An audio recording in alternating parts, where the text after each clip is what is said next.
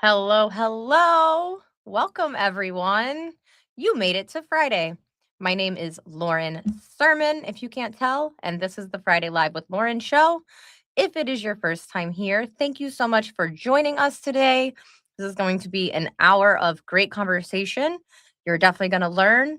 We hope we make you laugh. And this is a show where we ultimately want you to level up your career. So, whether you're employed, whether you're unemployed, whether you're employed and looking, whatever is going on in your life, we want to help out.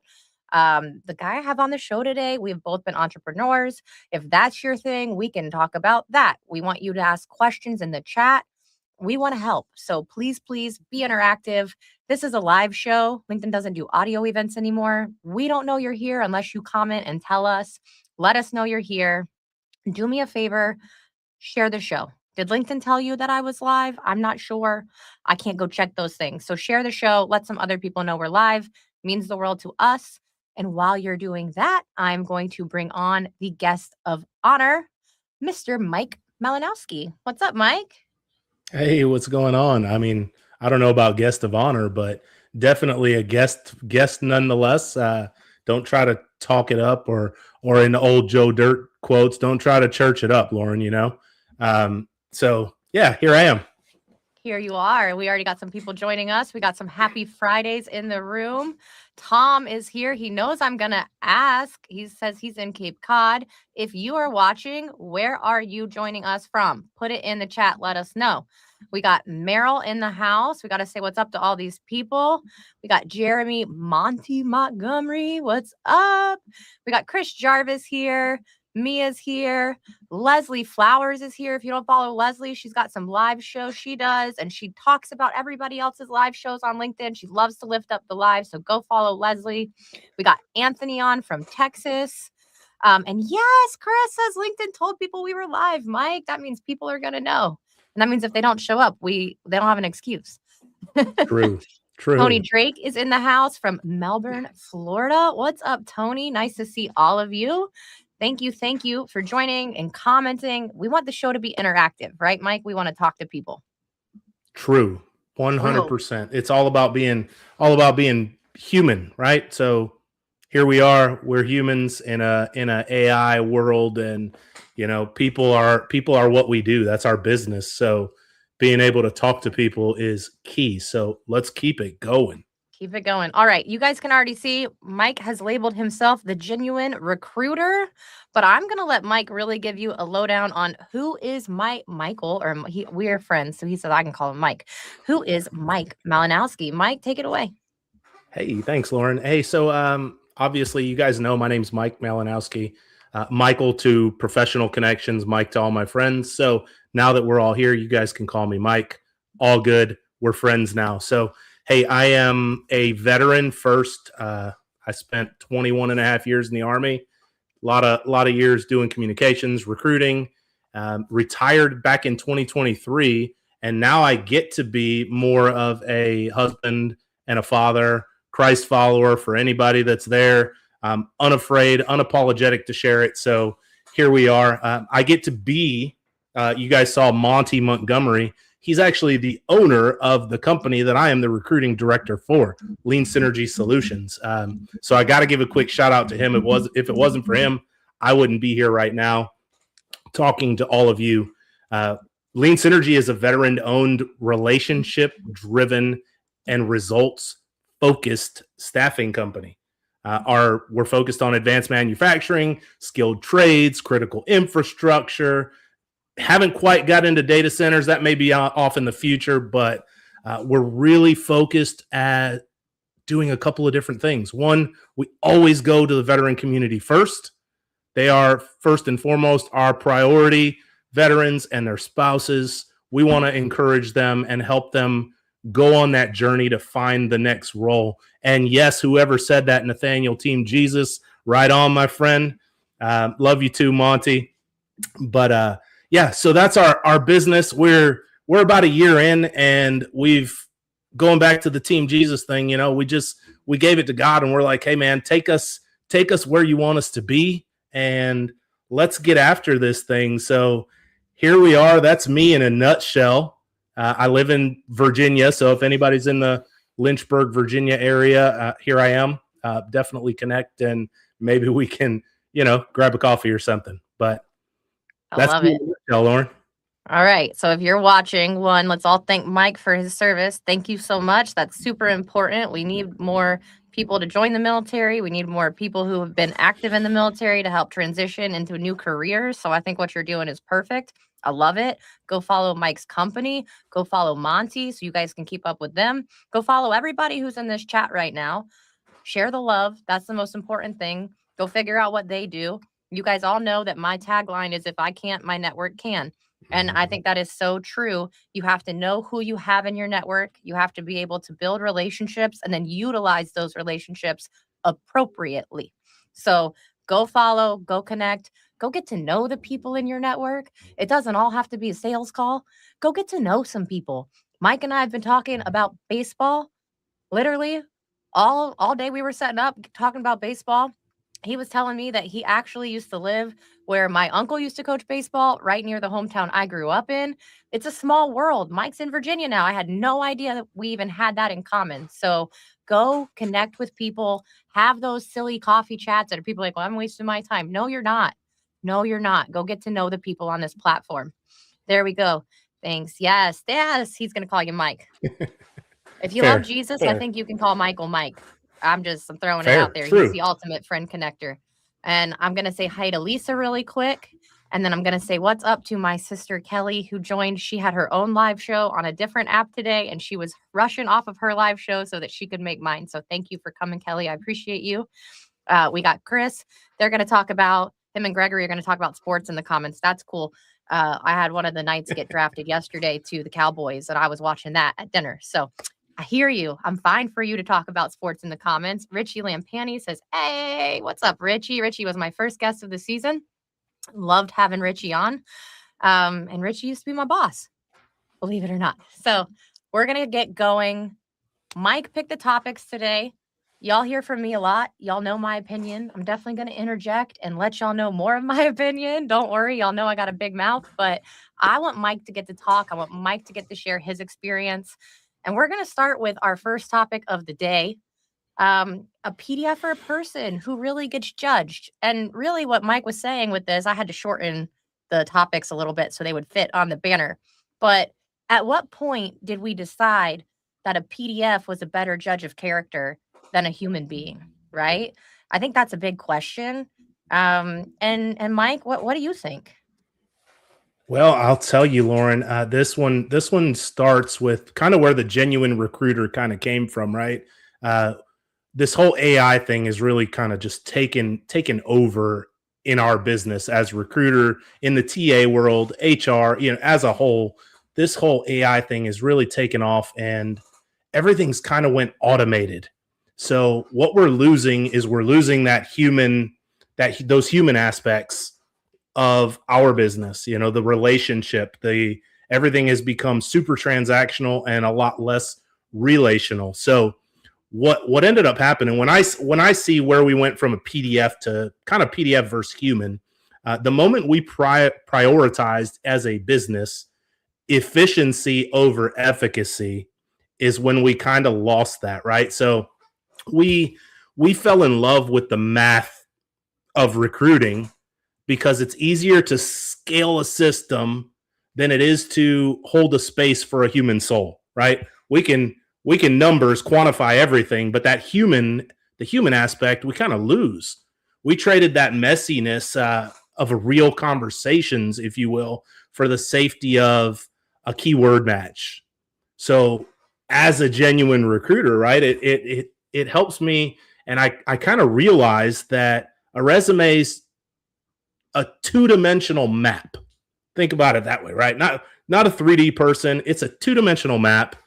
Tells you where someone's been, but it absolutely says nothing about their grit, the heart they have, the curiosity they'll bring to the destination, which is ultimately the company or job that you as a hiring person, manager, team member, HR person are hiring for, or, that company as a whole, the team that they come with. So ultimately, efficiency killed the connection.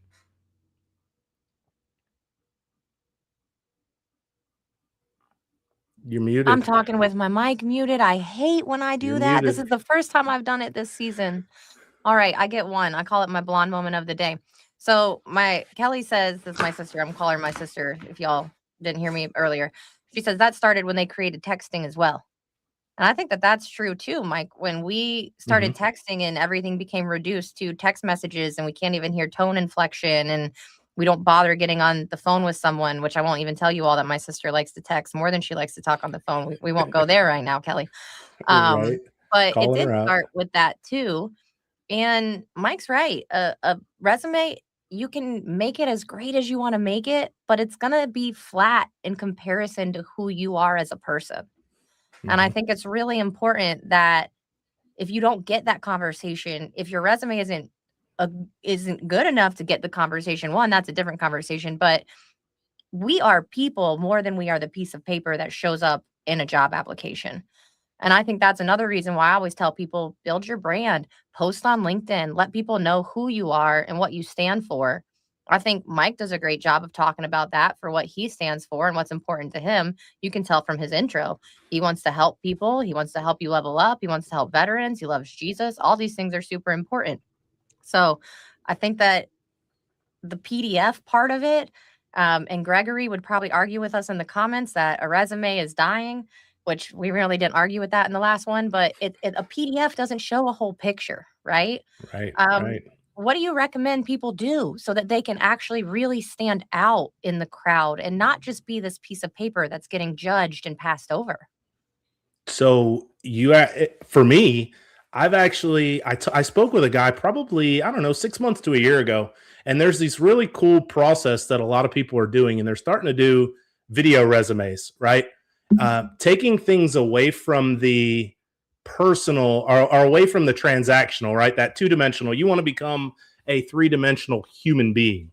You want to use that technology not as a gatekeeper, but use it as a tool, right? You want to use it as a tool to get to where you want to be. So instead of sending a email or a connection request, obviously on LinkedIn, you've got to connect with somebody first. But once that happens, find ways to, if you can get somebody's email, record a quick 10-15 second intro like, hey, this is me. I'm a person. I'm not just a piece of paper, right? So the more we can take our personalities and inject it into the companies or in that recruiter's inbox. Recruiters get, I mean, hundreds, if not thousands of messages a week, especially if your name has, one of those big five companies across the country that everybody wants to work for. Their inboxes are flooded. So I would like mine to be flooded. So if you guys are looking for anything, by all means, go to leansynergysolutions.com, check out the jobs. I guarantee you, if you apply for something, I will personally respond to you within probably 8 to 12 hours, and we'll get you moving in the process. So definitely, best thing to do right now is anything we can, video interviews or video resumes, and set yourself aside from everybody else that's that two-dimensional piece of paper. Yes. Monty, if you are watching, drop the website in the chat for people, please, sir. And the other thing I want to say, because you did talk about video resumes and connecting with people and getting past that initial connection, right?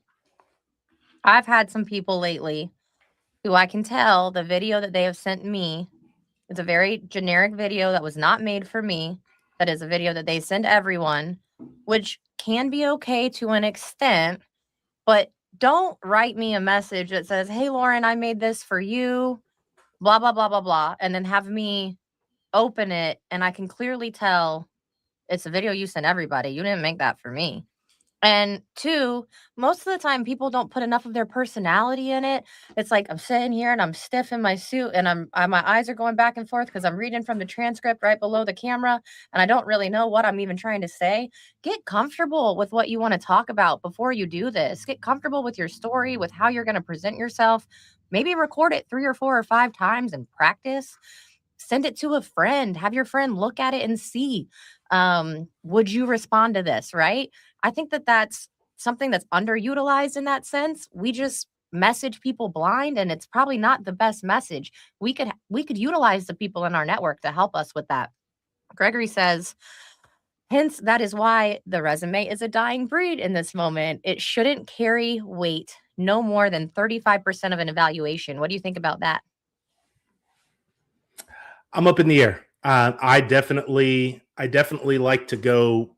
I take more of it into consideration, but as a good recruiter, and I would say any good recruiter out there is going to see the resume, but then take a step further and see through that and want to get to know the person. I will tell you, almost every candidate that I've placed in the past year has had, for lack of better words, just a crappy resume. And I hope they're watching this, because I've pretty much rewrote all of their resumes for them, and then we go over it and we make sure that everything is true, because obviously I don't want to make them a liar, but I rewrote them, and it's the resume, and I think to a certain extent Gregory is right, because maybe not 35, maybe it should hold a little more weight, but that resume, as I tell all my candidates, that's your conversation starter. But the problem is, if you don't have a good recruiter to look into that, they're going to take it at face value. They're going to look at that two-dimensional map, and that's where a lot of people are saying we need to get closer to the AI matching and keywords and all that kind of crazy stuff. But ultimately, if you have a good recruiter on the other side, they're going to see through whatever the heck you have on there and try to get to the person. So 35%, maybe close. I would go maybe a 50-50 split, but that's my own personal thoughts. I think I agree with you. I think I judge it 50-50 too. But I will say I also work with job seekers weekly. Every Wednesday, I get on a call with probably 5 to 10 people who just need some advice and where do I go next? And can you just help? And one of the things I've noticed is that there can be too many cooks in your kitchen, meaning you can ask too many people for advice, and then it just starts to look like this copy, cut, paste, garbled mess. And I tell everybody I get on a call with, if you don't like my advice, don't take it. Advice is like a belly button, right? We all gonna have one. We're all gonna give it to Mm-hmm. you. But you can't get advice from 35 different people and then expect to have a cohesive piece of paper or PDF that you're sending in that tells your story. And at the end of the day, like Mike said, recruiters don't want to make you a liar, but you know your story better than anyone else, and you need to tell your story. So talk to recruiters, maybe give a little pushback. And Mike keeps talking about good recruiters because there are bad recruiters. If you didn't catch that episode, go back and watch episode 1 with Richie Lampani. We talked about that. Richie even owned that at one point he was a bad recruiter, right? Mm-hmm. I was probably a bad recruiter when I first started, but give some pushback and feedback and see if the recruiter that you're talking to is really worth their weight, right? I got on a call with someone on Wednesday, and he's much more senior in his career, and I get on the call with him and I can kind of tell in the beginning, it's like, well, I think he probably thought she's younger. Let me make sure she knows what she's talking about. And he said a few things to me, and I gave him some pushback, and we went back and forth a little bit. And after 5 minutes, he's like, all right, you proved you know what you're talking about. Let's finish the call. And it was like I had to prove my credibility that I actually did know what I was talking about, and I was worth the 30-minute conversation. And at the end of the day, I just want to leave you a little bit better than you were before you met me. If I can help you in your career, if I can place you in a role, if I can make a Mm-hmm. connection for you, I will do all of those things. But most of all, I just want you to leave that call better off with a little more understanding of how you can not just be judged by that PDF, but really move into this kind of conversation where you can let your light shine. So true. Well said, Lauren. Well said. Monty says, if no resume, what's the alternative? I mean, Mike says video resume. I think that you always can post your content. I think getting your thoughts and your ideas out there. There was a good post today about your content funnel and how much you should post about the problem you solve and how much you should be giving away for free, how much you should be talking about personal stuff. If I can go back, I'll link that. But I don't know what the alternative necessarily is, Monty. I think Richie was talking in the first episode about GitHub and some other things that are used now, but I don't really know what the alternative is. I think that you're still always going to have to submit that resume. You still have to submit something when you get a job, but it's got to be you at the end of the day, and you tell your story best. Denise So says it's true. the simple things we overlook. Yes, we do. Monty, when everything is significant, nothing is. Ooh. I feel like we get little words of wisdom throughout the show. That's definitely some. Everybody You know how remember many this one. times I have heard that said more times than you can count in the past 12 months or so. Gregory thinks it's 35 resume, 40% LinkedIn, 25% interview. I like that, but I will say, Gregory, our LinkedIn profile is still social media and it is still curated for what we want it to look like. We decide what we put out there. I think getting into the interview, I would wait a little more than the LinkedIn profile for me personally, because I think you really have to be able to shine there. Lindsay Dowd in the house. What's up, Lindsay? Lindsay has a great show too. Y'all go follow Lindsay. Phenomenal. I was on her show the other day. Lindsay, Gregory, hey there. Okay, they're all chatting. We do skill assessments and on the job work trials. Okay, I have a question for you, Gregory. Well, Mike and I move to the next topic. If you're doing an on the job work trial, should you be getting paid? Yes or no? And does it depend on how much work you're doing? What's your thoughts on that? While you're thinking about that, Mike and I are going to move on to the second topic because we got really good topics and only like less than 40 minutes left. Mike, this show goes so fast. Oh, we're All going to right, move through pretty quick. we're going to move. All right, the next topic. Who sticks with you and who disappears on paper, right? So what Mike was saying, when I'm going to read out your longer topics because I shortened them so much. He said, why do some people leave a room and stay in your head while others fade into the spreadsheet? And I think that's a fair question. And if you're the one who's fading into the spreadsheet, you should be paying attention right now because you want to be in someone's head. You want them to be like, man, I talked to 6 people, but Lauren was the one. Like, and they can't stop thinking about it. So what is the thing, Mike, that makes that happen? All right. So my take on this is, some people, I'd quote this as like the unforgettable question, right? Like we don't want to be forgettable, right? And some people, and they know who they are, they have that courage to drop the standard issue persona, if you will. We do, in the military, we have standard issue equipment, uniforms, that kind of stuff. So we want to drop that. They have that courage, right, to really just drop that standard issue persona. Like everybody doesn't want to see the same thing. I want to see Mike. I don't want to see the prepped Mike. I want to see the real Mike, right? So those unforgettable people are the ones who they offer context instead of just content.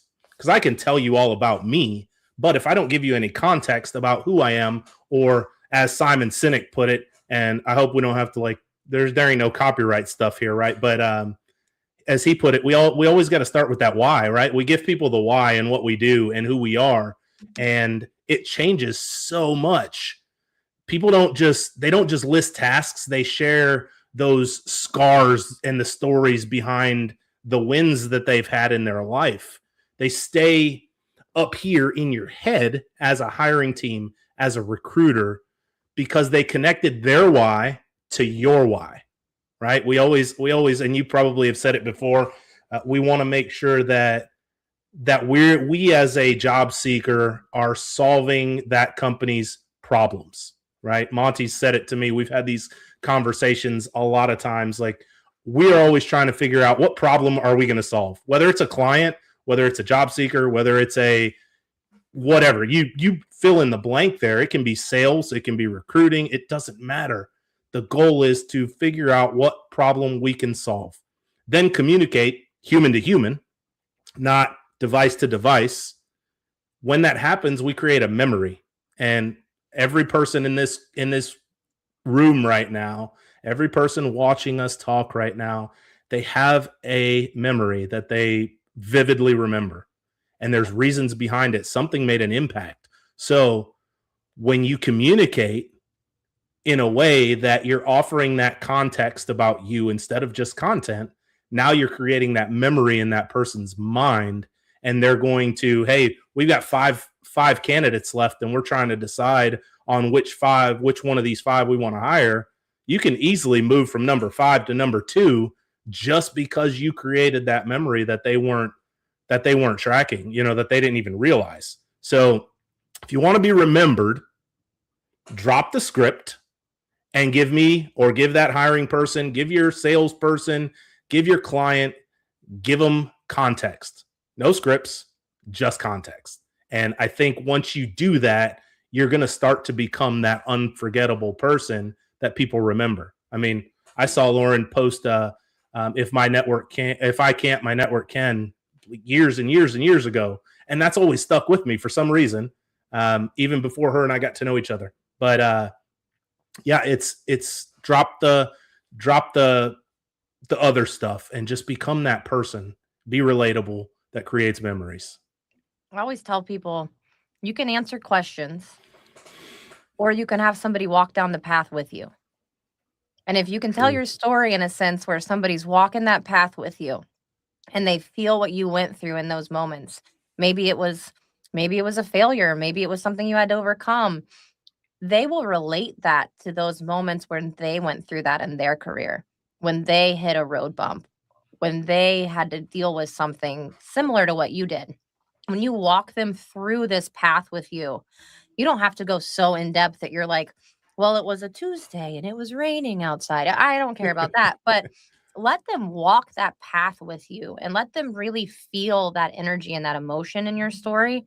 I think a lot of times some people get so worried that they're not going to be so professional or they're going to overspeak or whatever. But we like emotion at the end of the day. We like passion. Emotion to me is passion. You're passionate about what you're doing if you're emotional about it when you talk about it. So I think that that's something that let people walk the path. Let people understand the journey that you took. Don't just try to check the boxes. I love this. Nathan says, Nathaniel, I'm so sorry, Nathaniel, that I said Nathan. My apologies. Nathaniel says, LinkedIn has gotten me my last 2 jobs.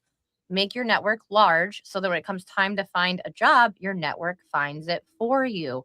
And the thing I want to say about this is, I know we don't really argue about the green banner anymore, but tell your network that you are open to work and that you are looking for work, because people don't know if you don't openly come out and tell people. And if you don't want to post it, if you're currently employed, DM the 10 or 15 people that you've built those relationships with who are going to be in your corner, who are going to help you out.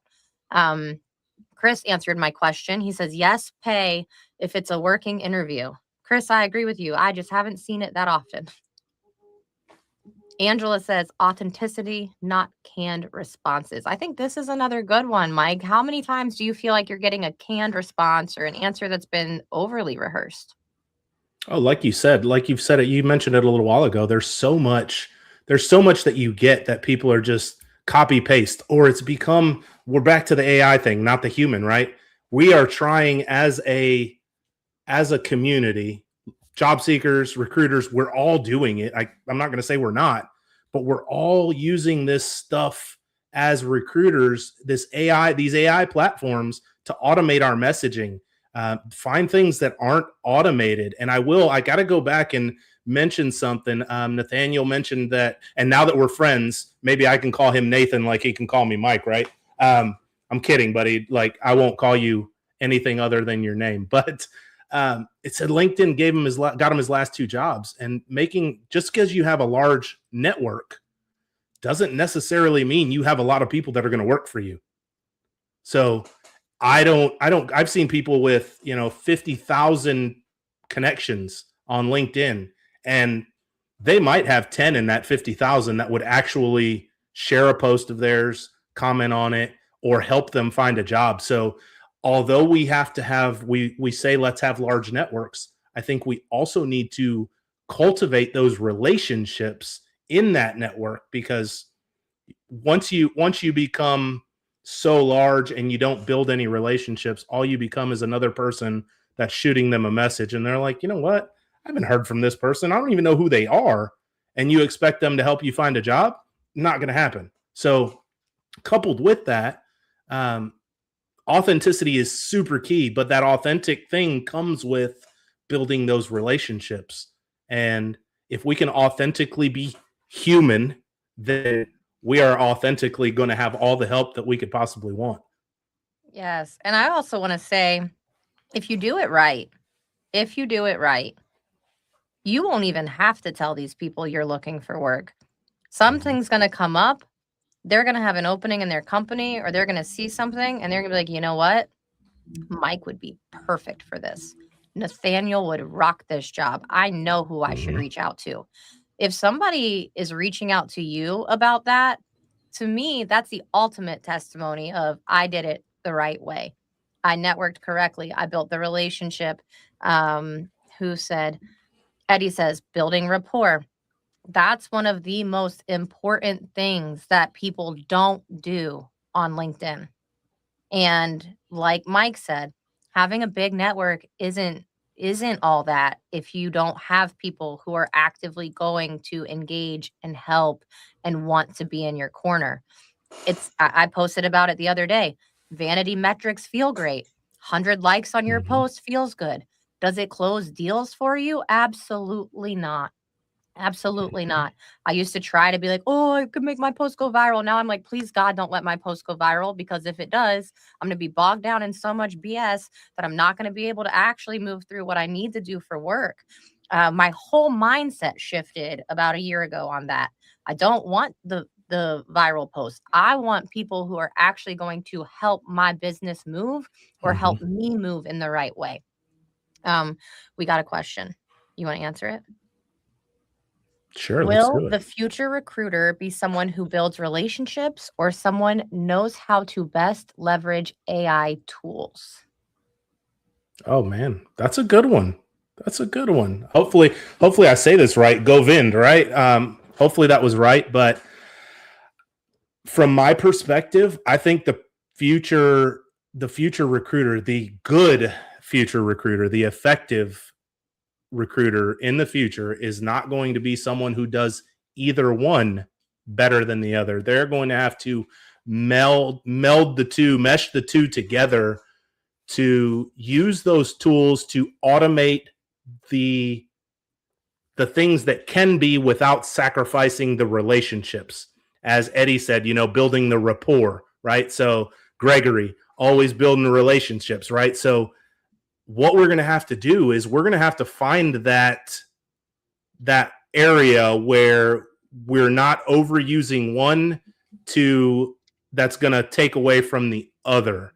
So getting back to it, AI is great. It's great to automate, great to do things for you, but the relationships will never be able to be replaced. And I've had conversations with people recently, and I can see it already.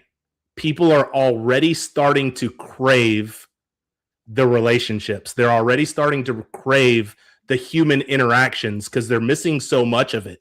I saw somebody that spoke with a candidate that reached out and says, "Hey, Mike, I had a recruiter reach out to me. They picked up the phone and they called me out of the blue, and they thought it was the best thing ever because there's a connection there. There's an opportunity to have that human to human interaction." So I think at the end of the day, AI tools need to be leveraged because that's the way that life is going. Tech is not going anywhere. And if you don't leverage what you can, you're going to get left behind.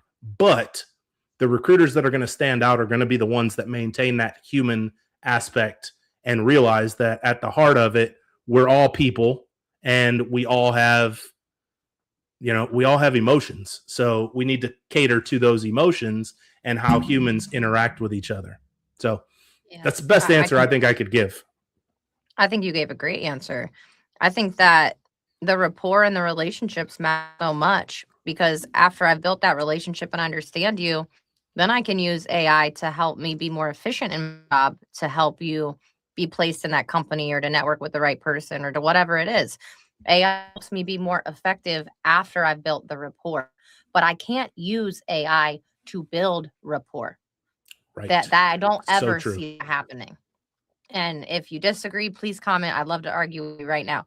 But I don't ever see AI replacing that rapport and relationships and how you let people feel when they leave a conversation with you. carries, if we're going to do percentages like Gregory, that's 99% for me. The AI comes in after, and you need to know how to use it. You need to know how to talk about it and how it will help you, but rapport comes first. Denise says that it's both. You're going to have to be able to do both. Denise says word of mouth holds so much weight. Yes, it does. And having conversations, it's so important. A lot of people think that, oh, well, I used AI and I made my resume look pretty, and here you go. No, the conversations have to happen. That really does matter. Nathaniel says that the Bible talks about the importance of relationships many times. Human interaction is a necessity.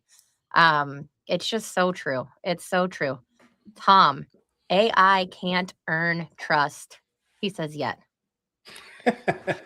Oh, I don't know, Tom. I don't know, Tom. How do you think that we could get there? I don't know.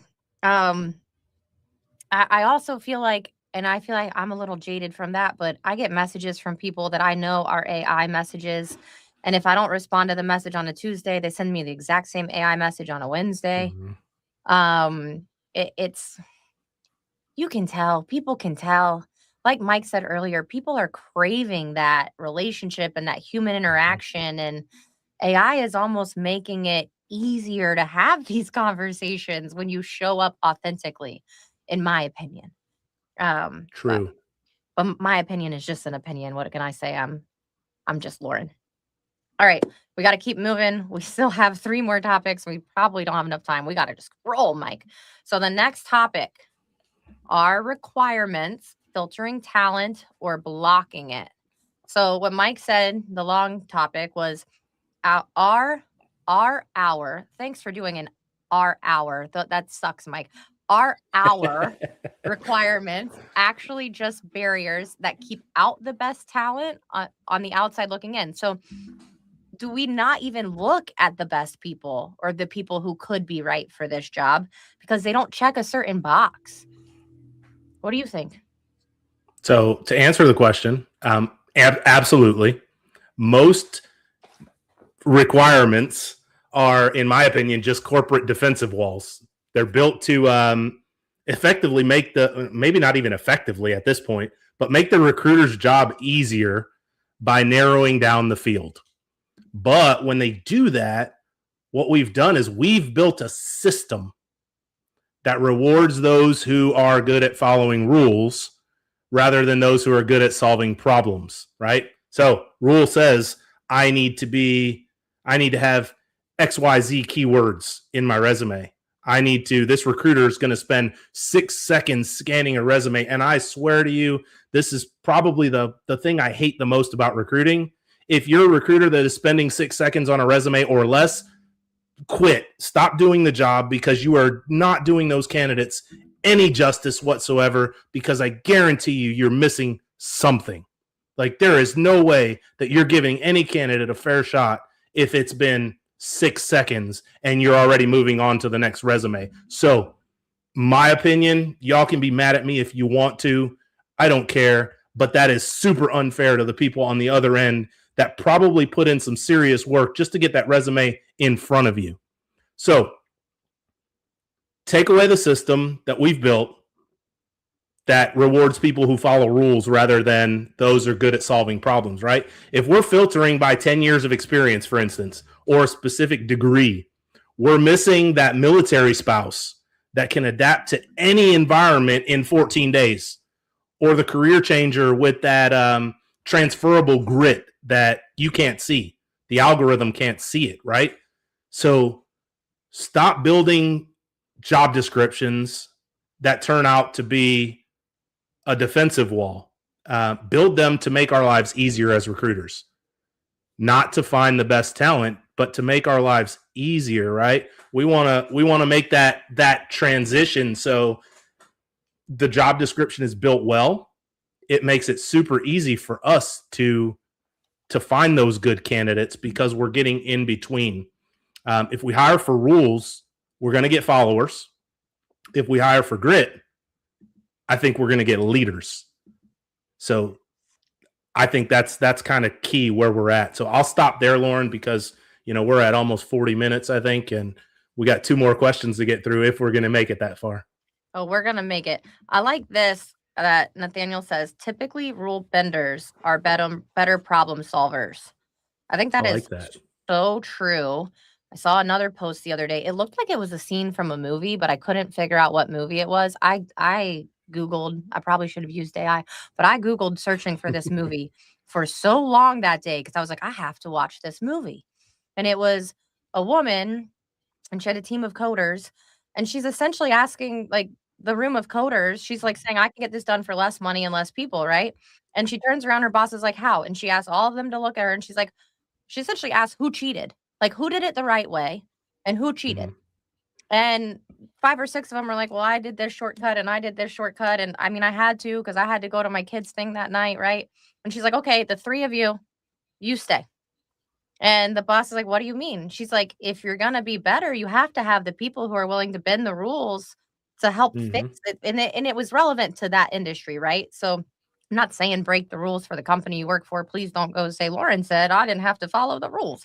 That is not what I'm saying. You But heard that, right, Monty? but figuring that part of it out and being able to understand that just because we always turned right doesn't mean that turning right is the right way to go. Why didn't we ever check what happens if we turn left? I don't know. I agree with this comment so much, Nathaniel. Rule benders are better problem solvers, coming from a rule bender right here myself. Monty says it's often organizations trying to mitigate risk. Human business is messy and get messy. Yes, we have to get messy. The other thing I'll say about this topic is that sometimes we don't see the requirement, we don't see that box ticked or checked or whatnot. But recruiters, if you're a good recruiter, we have a way of bringing that out of people. I always tell people, I'm going to ask you questions and I want you to just tell me your story. One, because sometimes these conversations, I know I can't place you in this role, but I know I can help you, right? So just answer these questions for me. And then I can pick out pieces where it's like, well, you did do this. You just didn't list it. So it didn't come up on your resume when I searched for it. And I Hmm. think that that happens to veterans sometimes trying to translate their experience. It's not that they didn't do it, they just don't translate it in a way that a recruiter understands it immediately, and they're getting filtered out for that. But by having these conversations, by building the rapport, we can really learn about people if we're willing to get messy, as Monty says. Hmm. So Chris true. Chris Jarvis says, "I saw that post. Don't know where it was from." Chris, if you find it, send it to me. I was so mad I didn't save that post. I'm the worst. If I see a post I like, I laugh about it or whatever, and sometimes I don't save it or like it, and then I feel like a bad content creator because I get so upset if y'all didn't do it for me too. So man, I got to get better about that. Chris, if you find it, please send it to me. Um, I need to run back really quick. Gregory did say that AI can earn trust if we install governance and regulations. I think this is true. A lot happens in the EU faster than it happens here. And yes, HR audits of your ATS should be done yearly, Hmm. 100%. I think that is a very, very valid point. Okay, Nathaniel says, which looks better, an impressive degree or real experience? In my opinion, I'm on the experience side because I have no degree, but get job offers all the time and I'm not even looking, but I have a lifetime of experience. Absolutely. Absolutely. All right.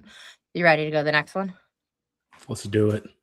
I love it. So I first had this as just professional equals boring question mark, but then I made it a little bit better. So when did professional mean forgettable? And Mike said, when does being professional become a synonym for being boring? You're hiding the very things that would make me want to hire you. Take it away. What should people take away from this? And how do they get your attention and still be professional and not be boring and not be forgettable?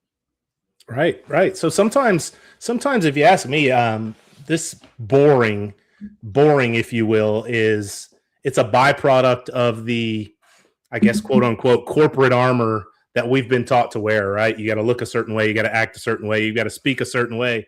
Candidates are so afraid of being wrong that they forget to be real, right? So we've got to be real. There's a person behind everybody. Like we've got to understand that they hide their gap years. They They hide the pivots, the quirks that they have, the very things that demonstrate their resiliency and who their personality, the human part of who they are. So when I look at it as quote unquote the genuine recruiter, and I will say, guys, I did dub myself that because I do everything I do is genuine. Like, I genuinely care about every person I speak with. I genuinely want to help them and make sure that they get through this. I get to be a recruiter. I want all of y'all to hear this. I get to do my job. I retired from the Army. I have a check coming in. I can pay my bills. Recruiting is fun for me. Helping people is fun for me. So when I get to do this, and I keep saying get to because I don't have to, I get to do this, love helping people, love seeing people's journeys and them progress. So I would call everybody to kind of drop the mask. Get rid of that mask that you're wearing. If you show up as a polished robot, don't be surprised when you're treated like a commodity, right? It's something we could just take and throw away. We can hire you. We can get rid of you. That's what's going to happen, because I can't hire your potential if I can't see your personality. So think about that when you're applying for roles, or you're teaching your recruiting teams or your sales teams or whatever you have going on. Think about that. You can't hire potential if you can't see their personality. So that's kind of that in a nutshell, Lauren. Stop being a robot. Don't be polished. Let it be who you are, and let the world see you for you. I love that you talk about dropping the mask. Mike and I didn't even talk about this. Mike doesn't know this is happening, but I have a guest coming on next month who is neurodivergent, and literally one of the topics that we're going to talk about is to mask or unmask, right? And how much do you unmask and all of these things. So I love that you just brought that topic up. I think that a lot of people don't even realize that we typically mask in some way every day in our personal lives and our professional lives. How many people really do get to see the most authentic version of you other than yourself? So I love that. I think you make some great, great points. And I also have to say, Nathaniel says that he saw the same clip and spent an hour looking for the movie. So was it even a real movie? Was it an AI generated clip? Somebody, I don't know. But we were all looking for it. Really quick, sorry to interrupt with this, but I gotta say hi, Mom. My mom showed up to the show today. She was fishing in the Gulf, catching trout. So thanks for finishing fishing early and catching the show. If y'all didn't see, my mother came on the show. She had a very long corporate career. She is retired now. Don't go try to recruit her. Anyone who is watching, she will say no. She's happily retired. I took her to a networking event and I told everybody she had the best job, which was retiree. So hi, Mom. Thanks for coming. And Mom, go connect with people like Gregory. They want to connect with you, and nobody can connect with you because you have to have your email, and I'm not giving it out. So, Mom, go connect with my friends. All right. Tom says that Sean Hurd provides an outstanding example of how he was able to communicate the value of his military experience in corporate roles. Y'all, go follow Tom, go follow Sean. All of these things will help you. And everybody, thanks for saying hi to my mom. It means so much. I just hope I have a career as amazing as she does one day. It's literally my only goal in life. Well, and to be a good mother, be a good mom, and have a career like my mom. That's my goal. All right, poor signal. I know you were fishing in the Gulf. Denise says, love that. So true. Goes back to Lauren. Tell your story. Don't just be a PDF or a piece of paper that AI filters to a certain algorithm. Yes. Nathaniel says, I'm in sales and wear a Braves hat. Have my whole life. It's me. And honestly, it closes me more deals than probably anything about me.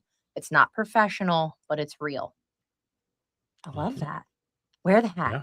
Wear the hat. Maybe I should start wearing something fun and more like personal to me. I don't know. So good. Yes, it's so good. You made me want to so good, so good, so good. No, we're not singing that song right now. All right. All right. Another mic drop comment. Nailed it. Exactly. Thank you. Look, we're doing good, Mike. The people like what we're saying. I guess so. When you start speaking to what they can relate to, it's so much better. It's so much better. Okay. Next topic I'm gonna have Mike talk about. I kind of picked this, or did you pick this one? Did I pick this one? I don't know. Let's keep going. This is our last one, right? This is our last one. This is the spicy question. I also forgot to tell Mike that we do a fun Friday fact at the end of the show. I don't know if he's gonna have a fact for y'all. Maybe he can come up with one. Think about it while we talk about this.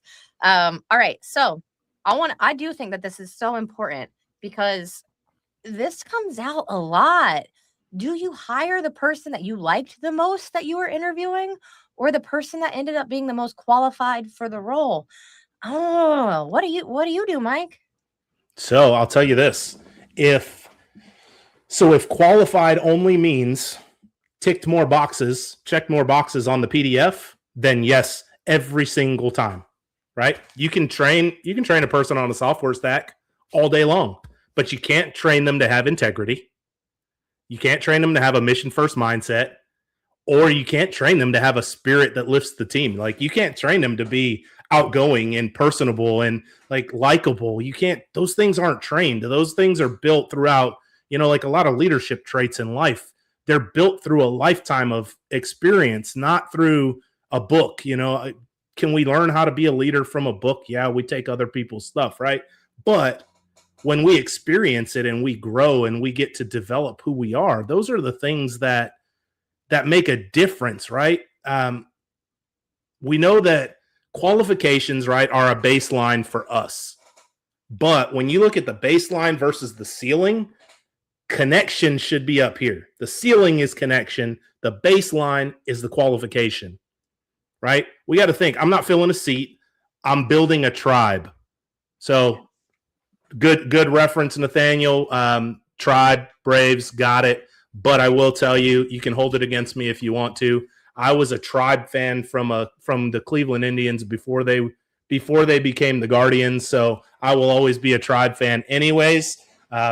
Hate me or not, I don't care. We can be friends afterwards. But I'd rather have a B plus skill set, guys, than an A plus with an A plus human spirit, right? So a B plus skill set with an A plus human spirit than a genius who just kills the pulse of everything in the process, right? Like you get this genius, brilliant person by all quantifiable data, but they just kill the mood. They walk into a room and you can, like, it just goes from, oh crap, Mike just walked in, and now we're all going back to that boring mask that we had to put on, right? Because that's who they are. So remember, skills are the floor, character is the ceiling, right? Remember, we're not filling a seat, we're building a tribe. Whether it's a Braves tribe or a Cleveland Indians tribe, doesn't matter. Lauren's tribe, Mike's tribe, whoever, doesn't make a difference, right? And then remember, last thing, we'll take a B plus skill set with an A plus human spirit every single time. Hire for the person, you train for the task. So many people can take a job and be trained to do it if we would just get off our behinds and say, you know what, I'm willing to hire this person for who they are, and then take their skill set and help develop them. When you do that, now you create an environment where people feel like they're important, and you don't have a high turnover rate. They stay longer. So that's it. I would drop my mic if I had one, but I don't have one right now. I like, this show has like sounds I can do now, but I don't know how to do it. I've never done it before, but here, can y'all hear this? Trying to play some applause for you. I would say the other big thing, and I talked to a sales leader recently who, their team does so much revenue. Their team is required each year to live up to a certain standard and a certain expectation that she was like, I don't care if it takes me 6 months to fill the role. They don't just have to be qualified. They're going to have to mesh with my team, because if my team doesn't respect you when you walk in the door, it's not going to work out anyway. So it's not necessarily that sales leader has to like you the most. You have to be qualified. You have to be qualified or you're not going to get the role. There has to be some semblance of that there. But if you have a very defined structure and organization and specific people on this team who have been doing really well, and like Mike says, tenure matters. If you go to a company and everybody's been there for 15, 20, 30 years, they're going to pay much more attention to who the people on this team would like to work with. And maybe you're not the most qualified, but you're going to do the best work for the team, because the team will lift you up, the team will support you, the team will be there for you. Like Mike said, You're not going to have to mask when this genius walks in the room. I was thinking of a Mhm. celebrity that I'm not going to name when you said this, but I was like, oh, I know exactly who I would say. I'm not doing that right now. But anyway, I agree. I think that that's so important, and being able to understand that it's not just that one person who's hiring you, it's how your presence is going to affect the entire organization over time. That's really important too. God, we Mhm. got a lot of comments. I don't even know if I can go through all of them. Oh, we got somebody new in the house. Hi, Christy in Florida, like me. Nice to see you. Um, Gregory says, prime example of this, all professional drafts this weekend. Yes. Gregory, we know you love sports. When you come on the show, we're going to have a whole segment just about sports. Monty says, stop it, Mike. I'm right here. Ooh. Oh, and Denise says, Mets people, the Mets. Oh my goodness, we're going to have all of this. Christy says that she agrees, give good people a chance. Oh, she dropped the mic for you. There you go. There you go. Eddie says to hire the person, not the resume. Monty says, go Mariners. Oh my gosh, we got all different kinds of sports people in here. And Denise is just mind blown from the conversation. I love it. Y'all, this was a great show. I'm going to give my Fun Friday fact first. Mike, yours can be about you. It can be about anything, whatever you want. But I'm going to go ahead and give mine, and I'm going to turn off this ask questions because don't ask any more questions. We got 4 minutes, y'all. But my Fun Friday fact for you is that most people in sales or in general think that price is the main driver of a purchase. But studies show that it's not. It's behavioral economics, it's emotion. That's the biggest factor. People justify big purchases and then they use logic after. It's the emotion first, it's how you make them feel. They buy confidence, they buy status, they buy relief, or they buy excitement. And if you can show people how you're going to provide one of those 4 things, your deal is closed.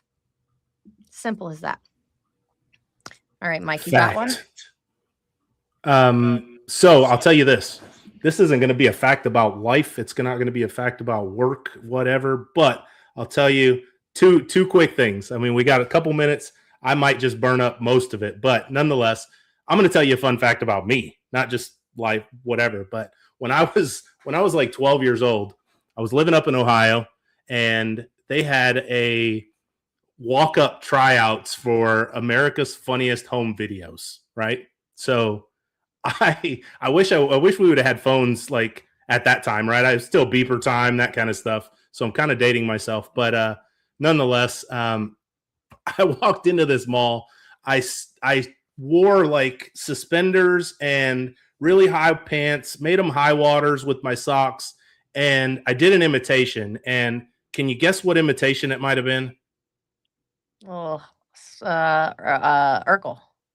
You got it. 100%. I did a Steve Urkel impression for them, and needless to say, I never made it on Funniest Home Videos, or I'm probably in there somewhere in their archives, and they're like, you know what?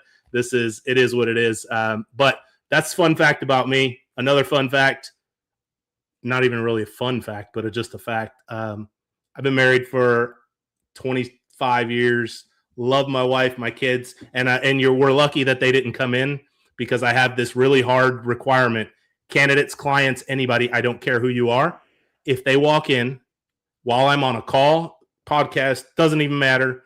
Everything stops because they get my attention for that minute, and then we have a conversation about it later. But nonetheless, that's me.